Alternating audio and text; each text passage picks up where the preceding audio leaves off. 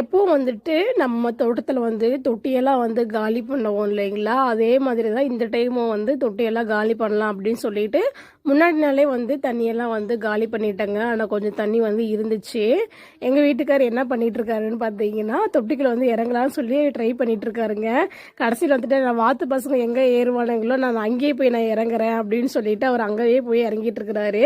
எதுக்கு இறங்குறாருன்னு பார்த்தீங்கன்னா, நம்ம கோழி பையன் தாங்க வந்து வழி தவறி வந்து மரத்தில் ஏறும்போது தொட்டிக்குள்ளே வந்து கீழே விழுந்துட்டான் போல இருக்குதுங்க. பாப்பா தான் வந்துட்டு அப்புறம் பார்த்தாங்க. அம்மம்மா வந்து தொட்டிக்குள்ளே வந்து கோழி ஒன்று இருக்குது அப்படின்னு சொன்னாங்க. வாத்து பசங்களும் வந்து தொட்டிக்குள்ளேயே மாட்டிக்கிட்டானுங்க. தண்ணி வந்து இருந்துச்சு, இறங்கினானுங்க.